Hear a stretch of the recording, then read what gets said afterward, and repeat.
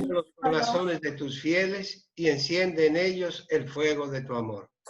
Envía tu Espíritu Creador y renueva la faz de la tierra. Oremos. Oh Dios, que has iluminado los corazones de tus hijos con la luz del Espíritu Santo, concédenos que iluminados por este mismo Espíritu, obremos rectamente y gocemos siempre de sus consuelos por Cristo nuestro Señor. Amén. Cristo, Rey nuestro, venga a tu reino.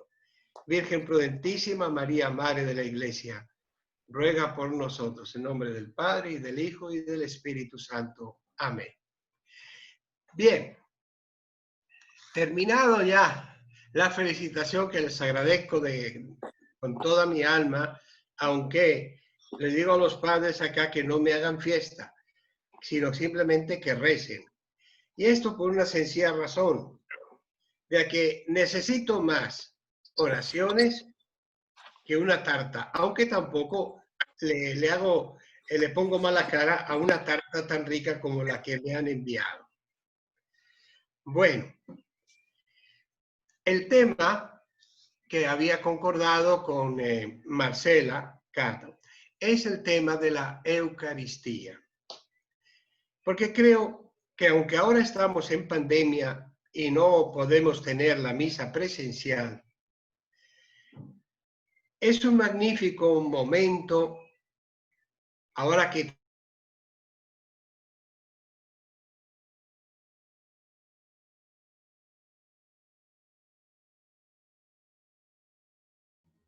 Padre, se le bloqueó.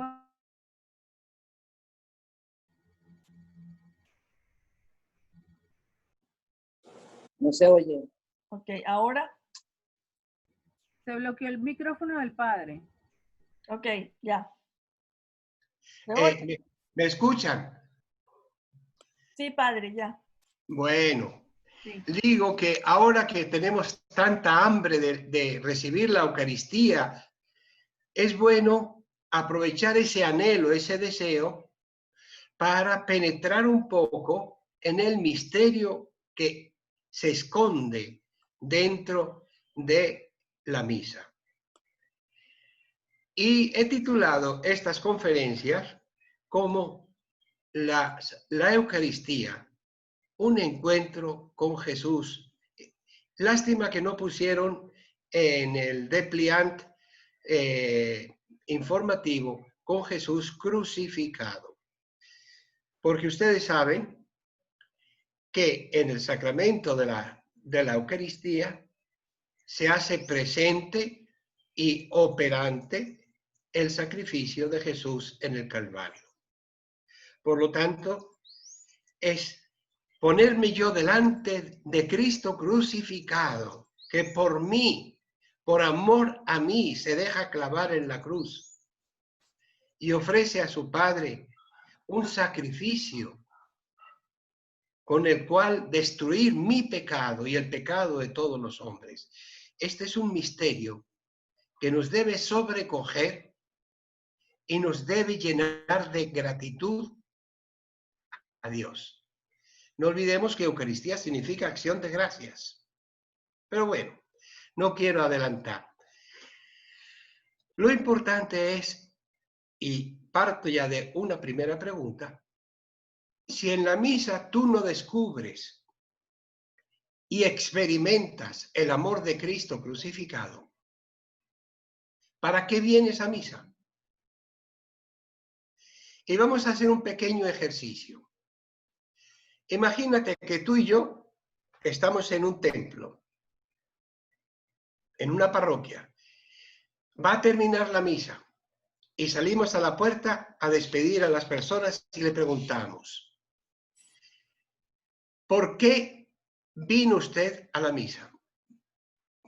Yo estoy seguro que vamos a escuchar respuestas muy variadas. Alguno nos dirá, he venido a misa para cumplir el mandamiento de oírla todos los domingos y fiestas de guardar. Bien. Otros dirán, pues para seguir la buena costumbre, porque así me educaron mis padres. También es una cosa buena. Algunos podrían decir, es que en la misa yo me encuentro con mucha paz. y me siento realmente...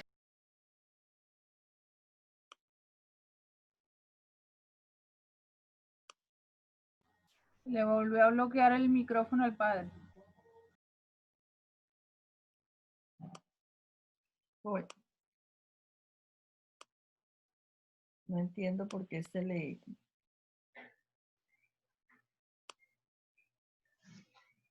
Espérate un minuto. ¿Quedó bien el micrófono o no? Ahora sí, padre. Bueno, digo que encontraremos muchas respuestas. Todas tienen su valor, pero no siempre la gente sabe que en la Eucaristía nos encontramos sacramentalmente con Cristo crucificado, muerto por mis pecados, y para manifestarme el cariño, el amor, porque en vez de que yo reparase por mis pecados, Cristo se hizo hombre, se hizo hermano mío en la carne y tomó sobre sus hombros mis pecados para destruirlos, para destruirlos. Y por eso no toda la gente que va a misa, aunque sea muy buena, ha tenido la oportunidad de penetrar en el misterio de la Eucaristía. Y yo quisiera que estas conferencias nos ayudasen a valorar, a descubrir el misterio que entraña, y pongo este verbo, entraña, porque realmente es como si saliese de las entrañas de Cristo. Un grito de amor y que nos dice, por amor a ti yo he muerto para destruir el pecado, para derramar sobre tu alma la misericordia y el perdón, para llenarte de confianza, para restablecer la amistad con mi Padre, con mi Padre. Te pregunto, ¿tú por qué vas a misa? Hazte esa pregunta y respóndete con verdadera sinceridad. Yo voy a poner algunos ejemplos de personas que verdaderamente descubrieron qué era la Eucaristía y les llegó hasta lo más profundo del alma. Primer ejemplo. Cuenta San Agustín que los cristianos de la ciudad de Abitinia, una población cercana a la actual ciudad de Túnez en el norte de África, fueron llevados ante el cónsul romano porque no querían obedecer la orden del emperador Diocleciano, que había prohibido no solo acudir, no solo la celebración de la misa, sino acudir los domingos a la misa. ¿Y saben qué respondieron? Esta multitud, porque fue toda la comunidad cristiana de esa ciudad de Abitinia, le dijeron al cónsul romano, sine Dominicum non possumus, no podemos vivir sin la Eucaristía del Señor. Prefirieron morir antes que dejar de acudir a la Eucaristía. Estos sí valoraban lo que era la misa. Tuve, segundo ejemplo, la oportunidad de conocer a un sacerdote nuestro que fue hace ya mucho tiempo a la República de Kazajistán, en la antigua Unión Soviética, en Siberia. Los católicos de esta República de Kazajistán vivieron privados de sacerdote y de la misa durante más de 70 años, porque los comunistas no lo permitían. Sin embargo, ellos se las arreglaron para reunirse clandestinamente en casas privadas. ¿Y qué hacían? No había sacerdotes. Colocaban una mesa y sobre ella una estola. ¿Saben la estola? Es esta franja larga que se coloca el sacerdote y que ellos conservaban. Y se habían pasado de abuelas a hijas, de hijas a nietas, etc. La colocaban ahí y rezaban algunas oraciones de la misa que aún recordaban.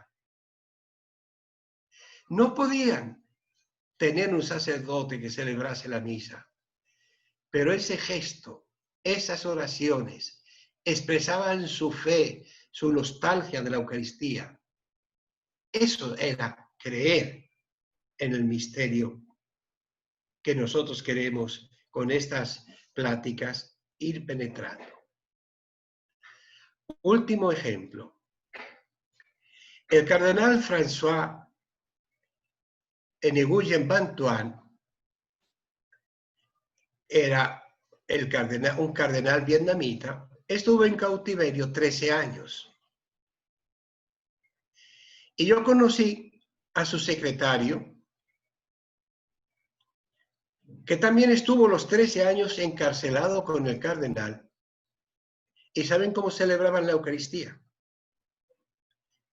La hermana del secretario logró introducir en la cárcel un poquito de vino en un frasco de medicinas y en una bolsa de arroz logró también meter unas bolitas de pan. Y el cardenal y su secretario celebraban la Eucaristía con una migaja de pan y unas gotitas de vino derramada en la palma de la mano, sin cáliz, sin altar. Y ahí celebraban de memoria toda la Eucaristía, en absoluta oscuridad, para no ser descubiertos. Díganme ustedes si esto no era profunda fe en la misa. Y bien, lo que yo busco es que en nosotros crezca tanto el hambre de la Eucaristía que no podamos vivir sin ella. La amemos, la valoremos, la apreciemos y sobre todo que la vivamos con tal profundidad que salgamos de cada Eucaristía renovados profundamente. Porque esta es otra cosa. Si la Eucaristía no me cambia, no me transforma, ¿para qué voy a la Eucaristía? Algo falla. Algo falla.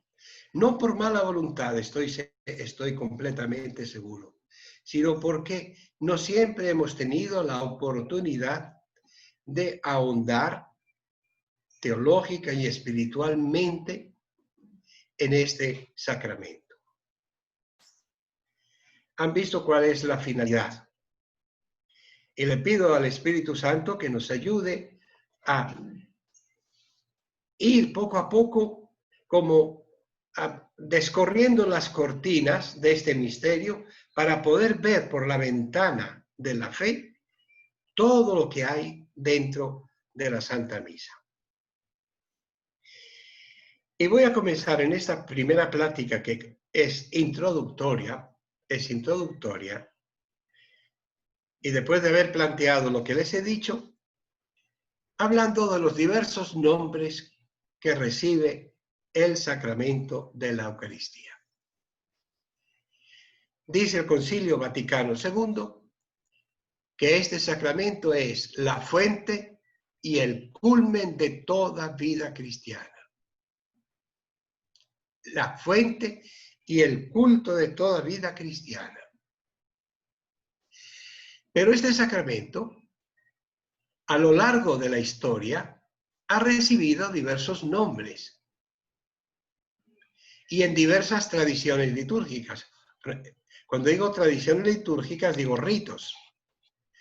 El nuestro es el rito romano, católico romano, pero también hay ritos católicos orientales que son muy bellos y que prácticamente nosotros conocemos poco. Pues bien, el primer nombre que recibió la Eucaristía fue la fracción del pan. Este título aparece en el Evangelio de San Lucas y en los Hechos de los Apóstoles. San Lucas también escribió el libro de los Hechos.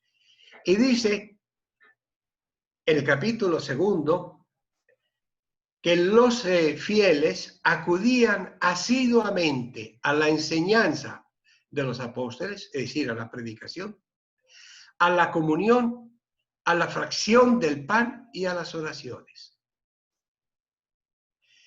La enseñanza era la predicación, la comunión era la comida que hacían ellos. La comunidad eran comunidades pequeñas y se reunían y tenían pues una comida de convivencia. Y unida a esa comida, pero diferente de ella, la fracción del pan. Porque recuerden que Jesús en la última cena tomó el pan y dijo a los apóstoles, tomen, lo bendijo, lo partió y dijo, esto es mi cuerpo, esta es mi sangre. Coman este cuerpo, beban esta sangre. Por eso los primeros cristianos no le llamaban Eucaristía, no le llamaban misa, le llamaban vamos a la fracción del pan.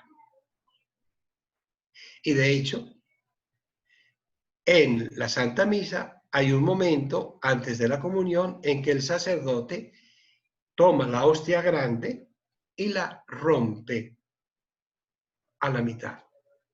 Fracciona el pan, ya eucaristizado. San Pablo comenzó a llamarlo de otra manera, la cena del Señor. En la primera carta a los Corintios, que era una comunidad muy revoltosa, primero porque era una ciudad de estas de puerto, portuaria, había ahí judíos, había cristianos judíos, cristianos que venían del paganismo, y había diversos problemas. Uno de ellos era que la comida fraterna, antes de la Eucaristía, se había convertido en algo un poco triste. El que era rico llevaba muchas cosas y podía comer bien. El que era pobre tenía menos oportunidad de comer. Y el apóstol le recuerda, dice, eso no lo puedo aprobar. No lo puedo aprobar. Y dijo, cuando se reunís en común, eso que hacéis ya no es comer la cena del Señor. Porque el Señor me dijo, o mejor dicho, a mí me enseñaron que el Señor tomó el pan, lo bendijo y lo partió a todos diciendo, tomen porque esto es mi cuerpo que será entregado por ustedes. Y lo mismo hizo con el cáliz.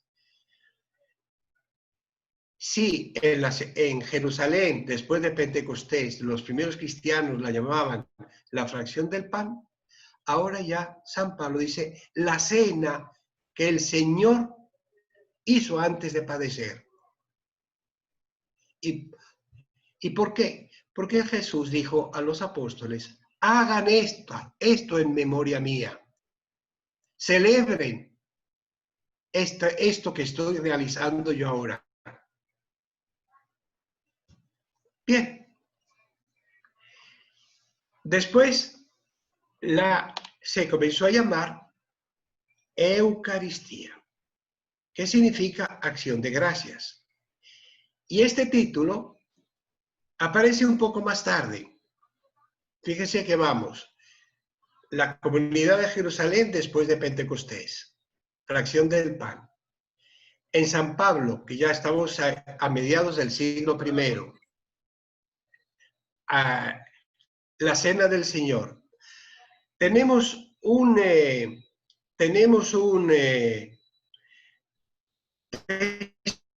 testimonio de inicios del siglo II, más o menos del año 110, donde aparece el título de Eucaristía. Es un escrito de San Ignacio de Antioquía, una carta, que dice: poned todo empeño en celebrar una sola Eucaristía,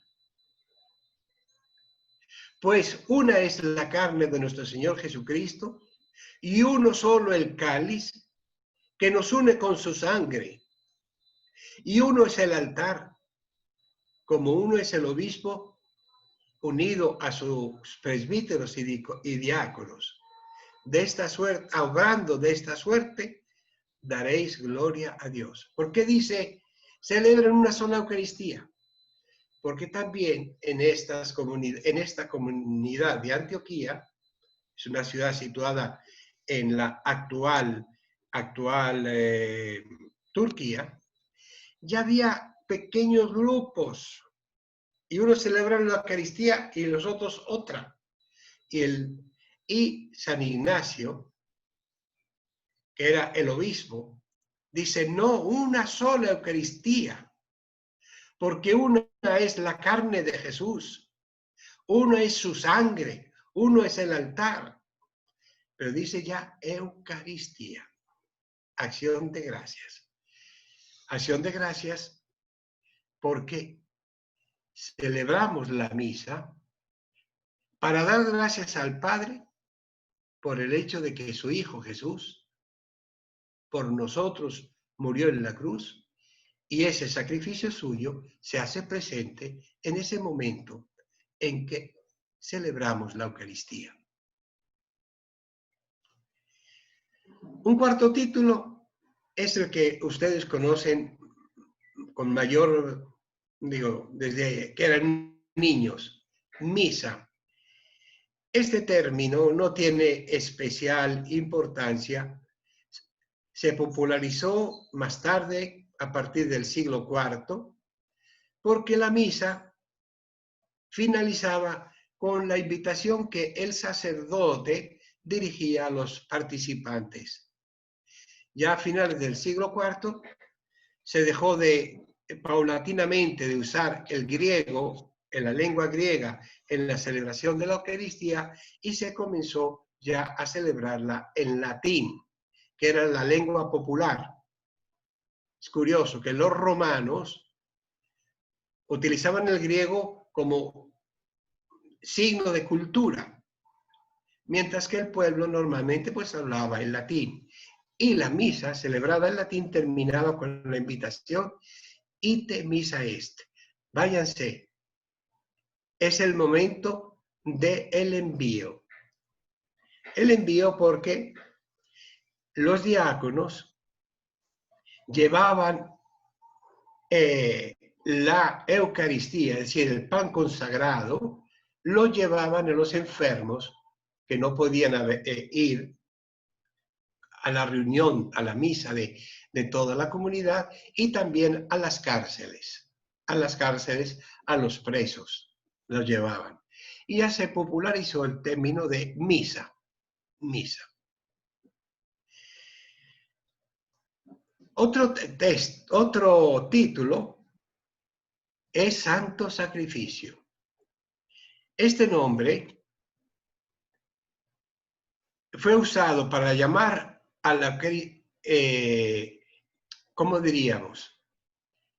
Este nombre para llamar a la Eucaristía tiene un fundamento profundamente bíblico y se hizo muy común, sobre todo después del Concilio de Trento en el siglo XVI. ¿Saben por qué? Porque ahí alrededor de 1520, 40, 50, 1520, del 20 al 50, fue cuando Lutero se separó de la Iglesia Católica y nacieron los protestantes.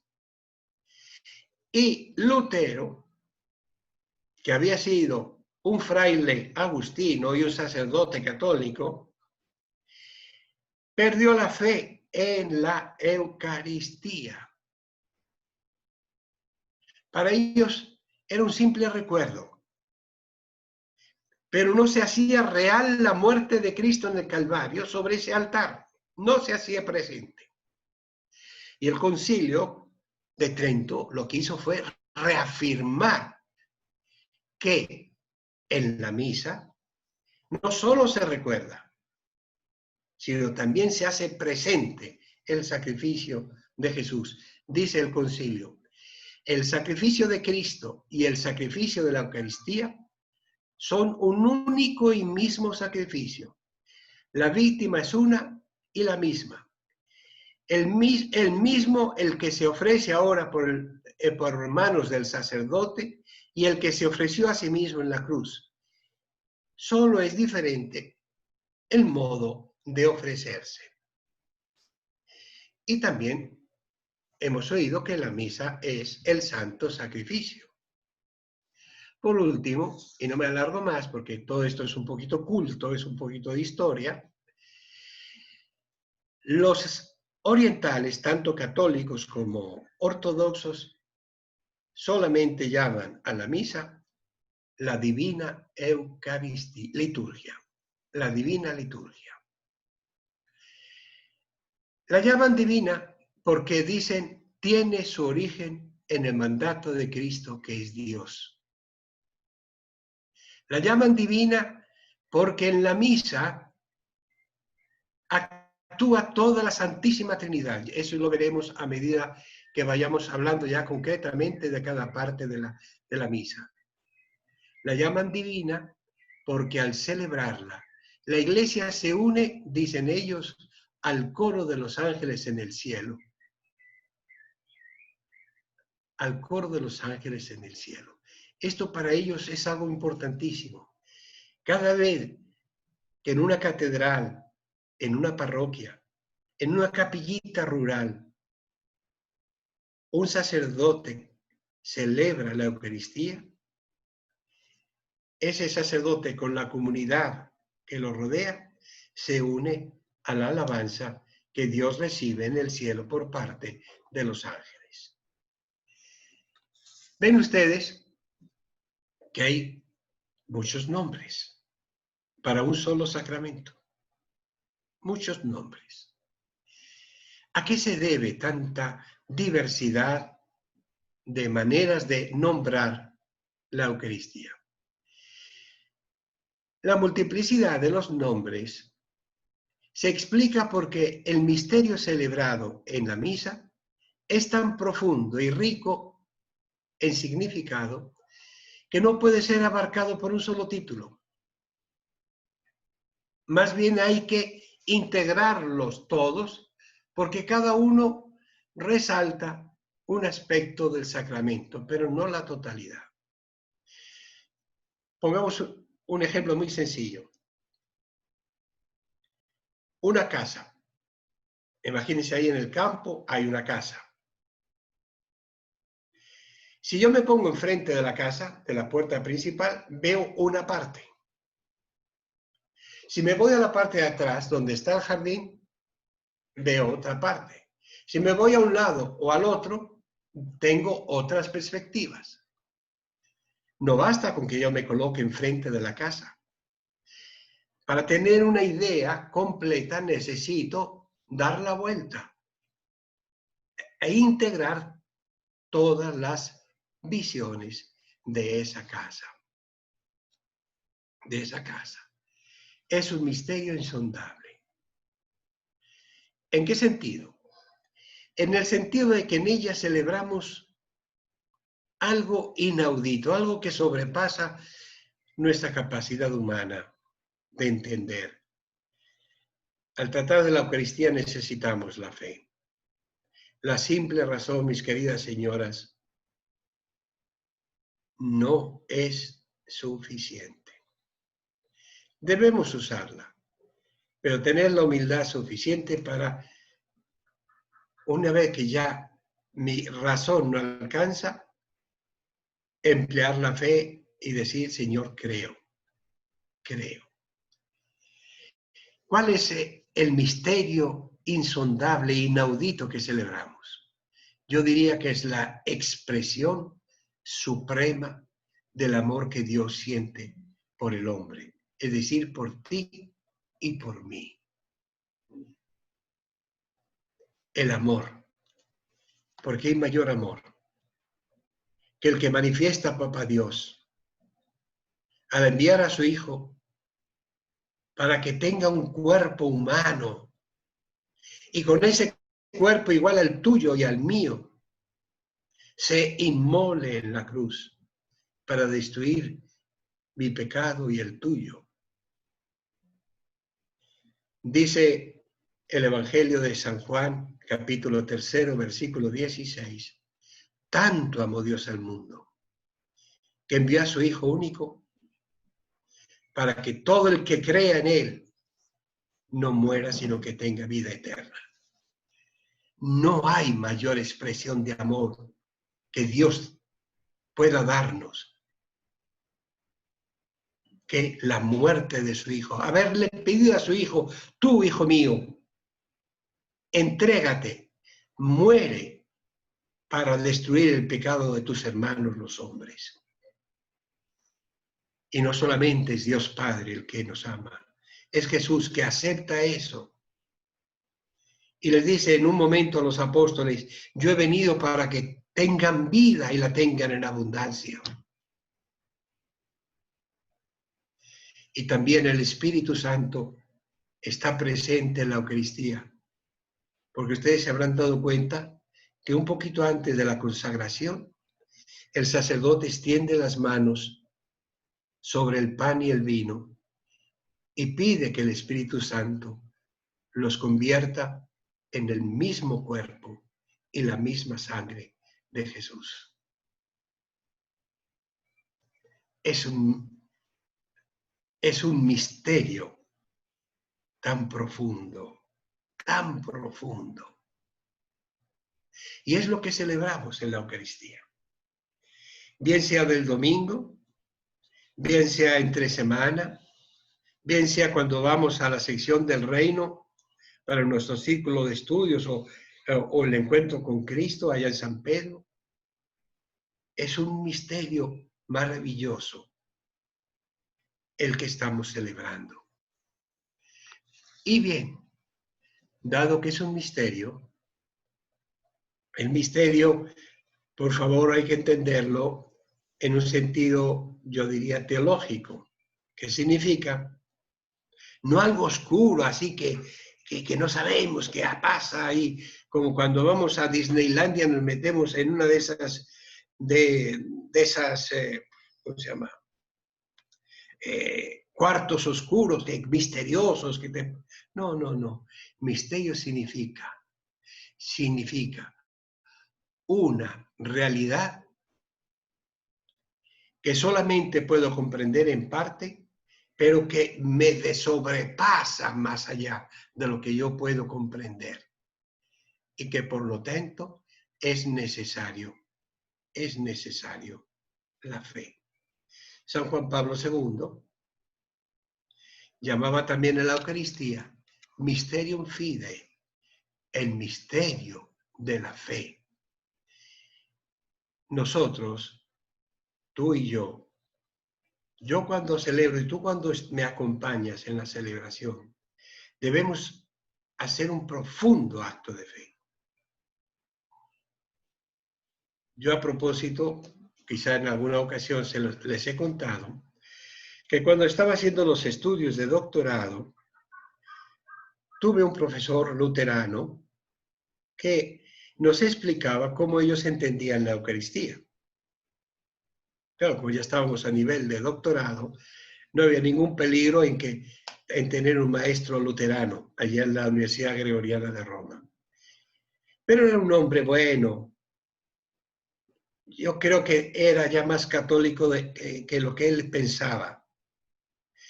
Porque él nos decía, miren, si a mí me lograse uno de ustedes convencer que Jesús está realmente en el sagrario, decía,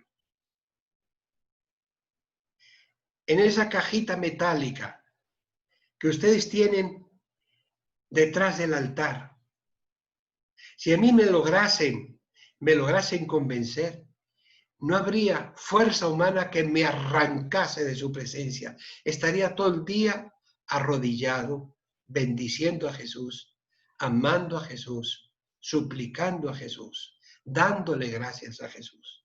Díganme si eso no era fe. Nosotros le decíamos, profesor, usted tiene más fe católica de lo que piensa. Y se echaba a reír el viejito.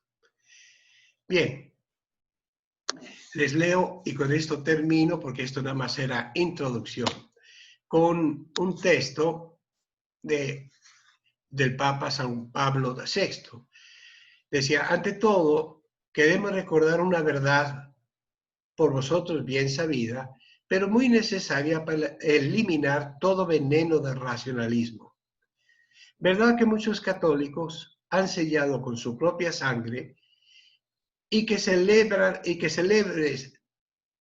celebraron padres y doctores de la Iglesia, y que célebres padres y doctores de la Iglesia han profesado y enseñado constantemente? Esto es, que la Eucaristía es un altísimo misterio, más aún hablando con propiedad, como dice la Sagrada Liturgia, es el misterio de la fe.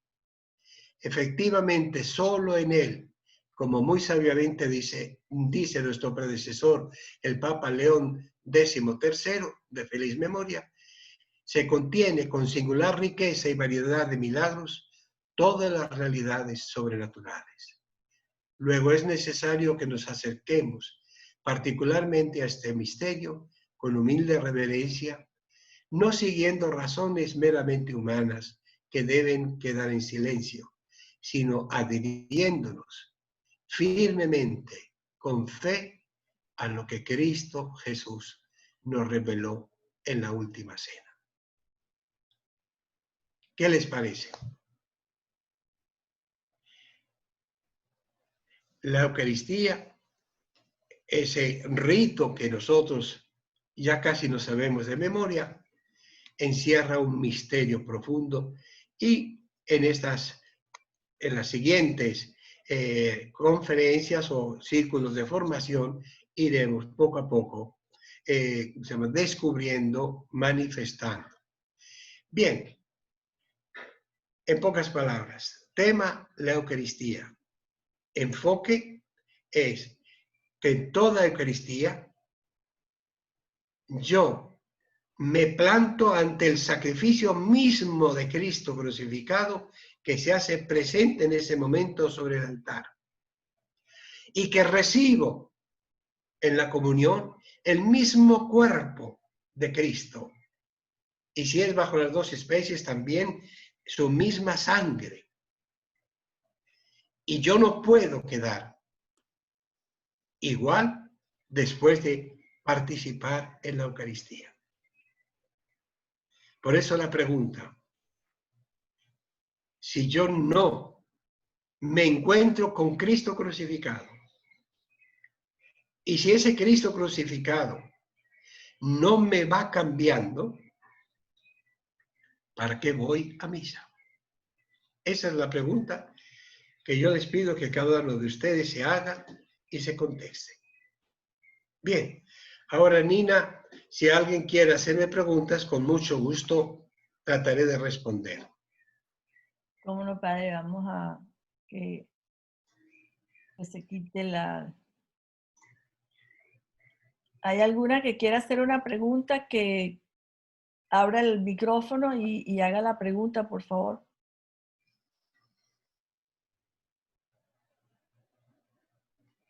Déjenme ver. Mariana. Ok. A ver. ¿Me oye? Sí. Sí, yo oigo perfecto. Ah, padre, una cosa. No hay posibilidad de que es mejor que sigamos asistiendo, aunque no nos veamos cambiadas así, tan cambiadas, porque si no nos cerramos la posibilidad a que pueda haber un cambio algún día, porque hay unas que somos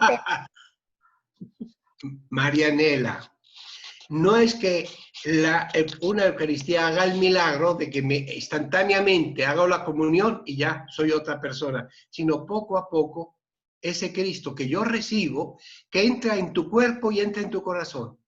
No olvidemos eso, porque lo recibes en tu lengua, entra dentro de tu cuerpo y entra en tu corazón.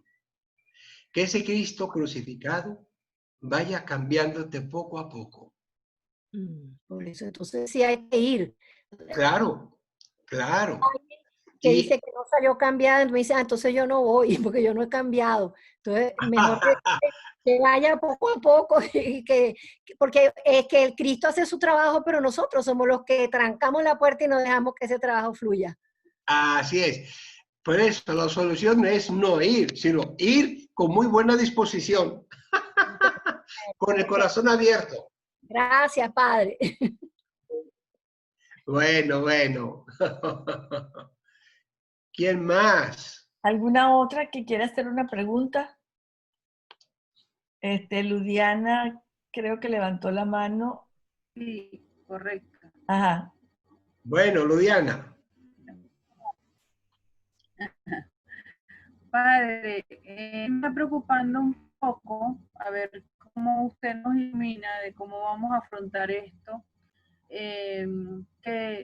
Que la gente después, cuando pase todo esto de la cuarentena y eso que tenemos fe en Dios de que esto va a pasar, ¿verdad?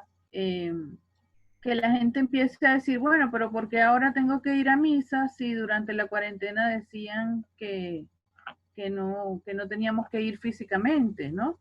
Porque tengo que comulgar, porque me tengo que confesar, porque tengo que cumplir, ¿no?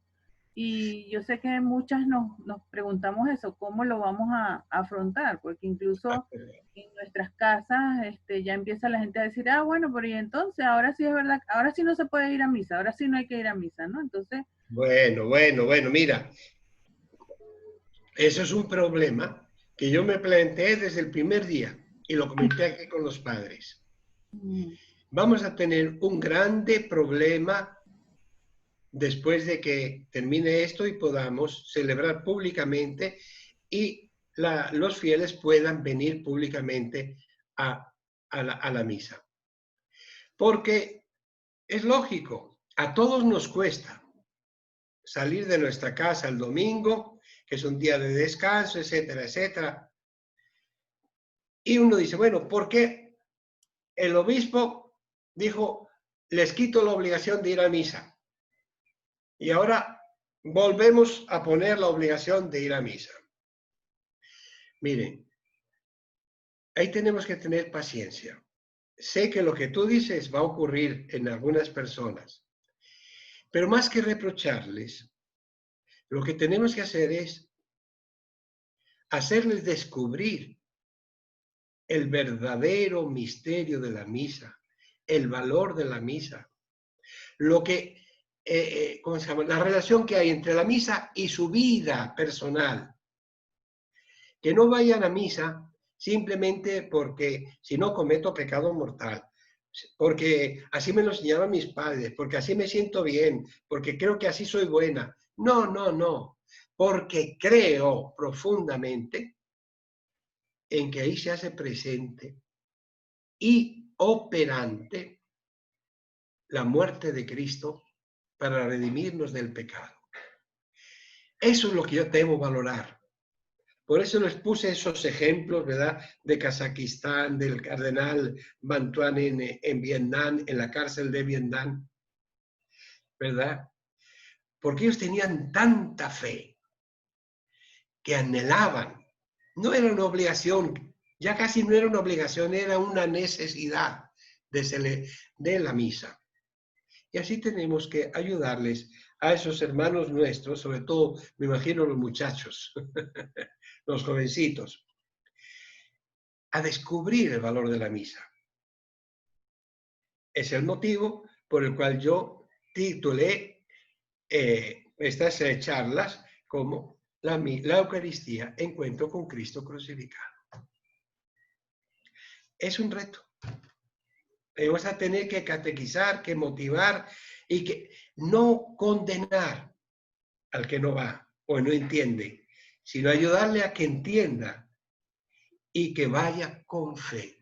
Porque mira, el ir a la misa simplemente por costumbre, por inercia semanal y sin fe, no sirve para nada.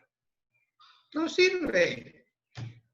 Sí, la prueba está que mucha gente sale de la misa el domingo, apenas pisan fuera de la parroquia, se ponen a platicar y comienzan a criticar a la otra, el Señor se pone a fumar y ya se olvidaron de todo, ¿sí o no?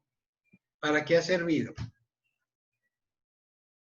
Qué bonito es que una persona que ha vivido la Eucaristía dice, si Cristo me ha amado tanto, yo tengo que amarle a Él y tengo que amar a mis hermanos.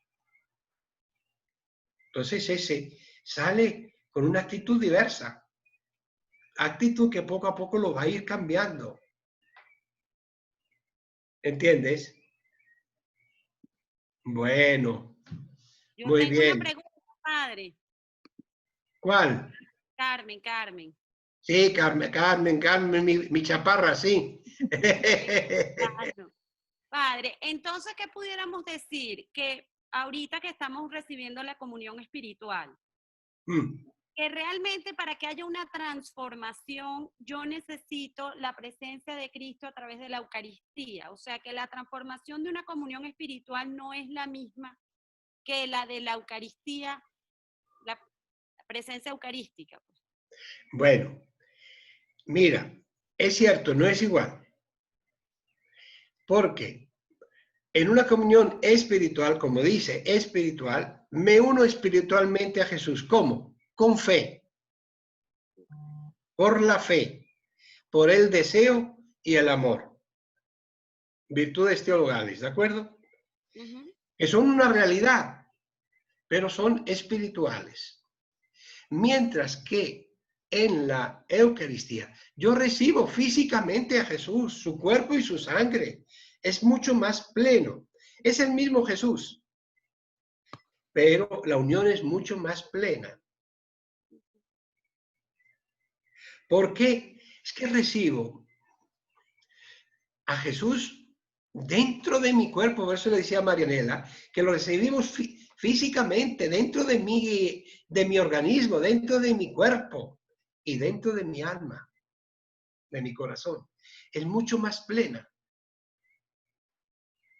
Mucho más plena. Okay. No hay que menospreciar la comunión espiritual, pero obviamente es mucho más plena la comunión sacramental. Correcto. ¿Eh? Okay. ¿Te parece bien, Carmen? Perfecto, padre. Apurémonos entonces a recibir la sacramental. Y hay que pedirle a Papá Dios que termine esto por amor de Dios. Correcto. Amén. Amén. Bueno, buenas tardes, saludos padres, saludos a todas. Bueno, yo voy a hacer la pregunta que me estoy haciendo desde Semana Santa. ¿Cuándo volveremos de nuevo a recibir la Eucaristía, padre? Porque me siento como una niña castigada sin haberme portado mal. Primero de todo, no eres ninguna niña. Segundo, no te has portado mal. Lo que pasa es una situación que los obispos, viendo la gravedad de esta pandemia, miren, yo nada más le digo una cosa. Démonos cuenta de toda la cantidad de personas que han muerto. En Estados Unidos van más de 100.000 muertos. En Brasil, que queda abajito de aquí de Venezuela, ya han superado los 1.000 muertos diarios. Entonces, los obispos en conciencia nos han pedido no celebrar la Eucaristía porque, públicamente, porque eso aglomera a las personas, que es lo que facilita la transmisión del virus. No hay que sentirlo como un castigo, sino como un acto de, yo diría, de prudencia y de caridad. Prudencia para que tú no te contamines. caridad para que tú no contamines a otros. No contamines a otros. Ciertamente, esto nos crea una situación de anhelo, pero mira, ¿tú crees que Papá Dios no ve tu corazón? ¿No ve el anhelo que tú tienes de recibirlo? Y estoy seguro que Dios te está dando cantidad de gracias, precisamente porque estás anhelando recibir el cuerpo y la sangre de Jesús. No lo veas como un castigo. Yo que soy malo, no te castigaría. Ah, Papá Dios menos. para nada. Gracias, Padre, salud. De nada, Ana, de nada. ¿Qué más? ¿Alguien más? ¿No? ¿Hay alguna otra persona que quiera hacer pregunta al Padre antes de que nos despidamos? Marianela dice que quiere hacer una pregunta. Abre el micrófono, Marianela. Pero creo que esto fue el anterior. No, ella está haciendo señas. Marianela, tienes el micrófono apagado. Ya. Ahora, Okay. es que le doy, yo tengo el dedo biónico y no funciona.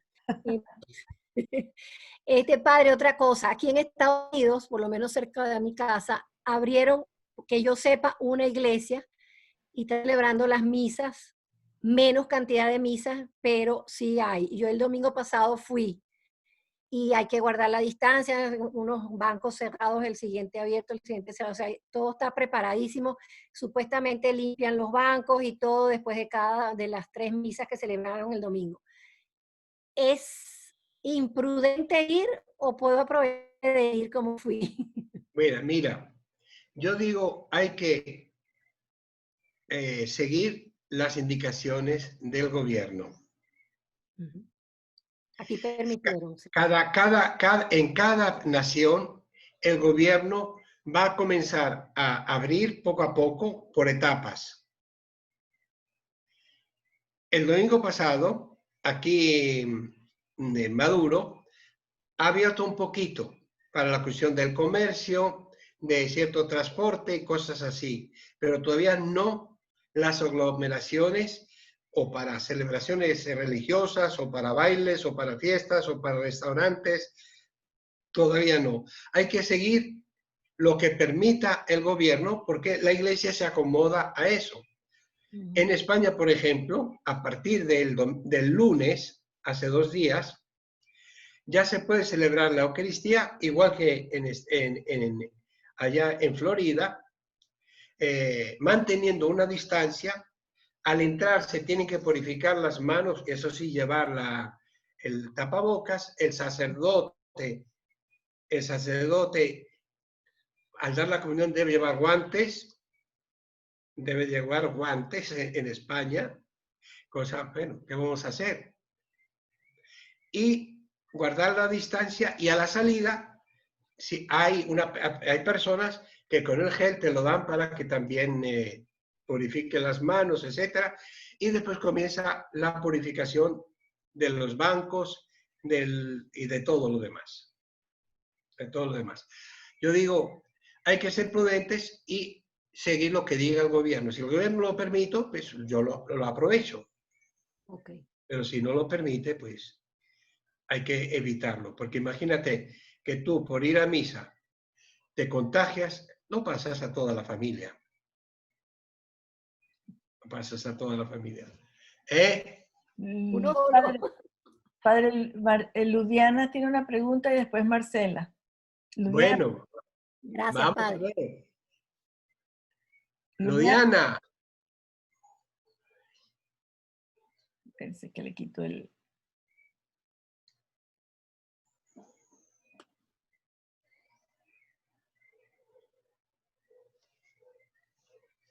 Bueno, Marcela. Venga, Marcela. Marcela, quita el... Ya.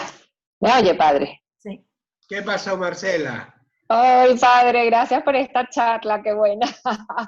Digo. Pero sí le quería hacer una pregunta, padre. A ver. veces vamos a la misa y estamos muy pendientes también como de la homilía, ¿no?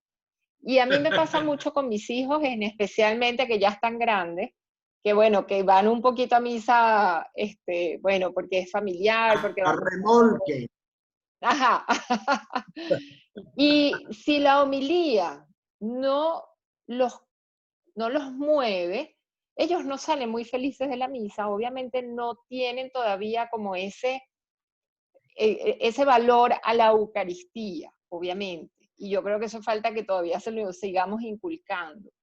Pero le dan a la misa una fuerza muy grande a lo que es la homilía.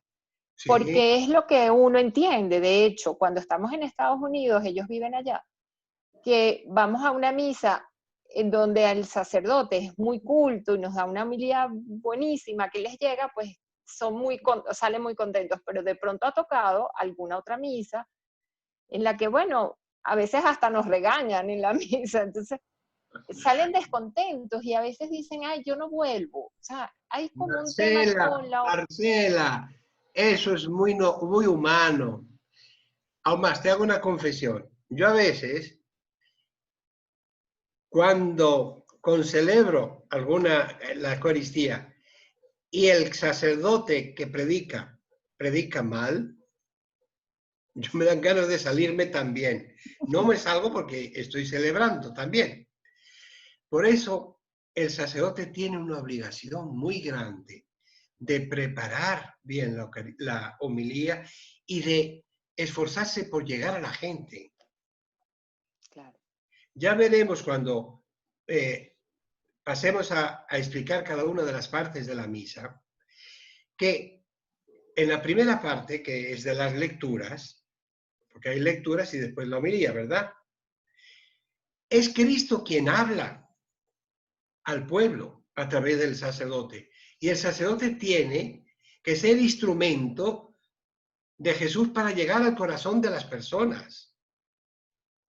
Tiene que prepararse bien, hablar lo mejor que pueda, y muchas veces algunos sacerdotes se refugian en alta teología. Otros son muy chabacanos y enredados, y son pocos los que viven la palabra de Dios y por lo tanto les sale del corazón y llegan al corazón de las personas. Eso ya es una responsabilidad del sacerdote. Tú como mamá trata de pedirles que sean pacientes. Y si en alguna parroquia el párroco no sabe predicar, que se vayan a la otra. Me da pena, pero ¿qué vamos a hacer? Claro, pero la importancia de la Eucaristía en contraposición a la homilía, o sea, realmente la Eucaristía es el fundamento de la misa, ¿cierto? Claro, pero no olvides que también la Eucaristía comienza desde el nombre del Padre y del Hijo, que no solamente es ¿cómo se llama? La consagración y la comunión, Ok. Bueno, muy bien. Gracias, Padre, gracias. Y feliz cumpleaños. Muchas gracias. ¿Alguna otra pregunta? ¿No hay otra pregunta? Bueno, entonces pueden desconectar el micrófono para que puedan despedirse con calma y por si acaso hay alguna otra cosa, pues. Ok, bueno. Bueno. Chao a todas. Adiós. Hasta luego. Adiós.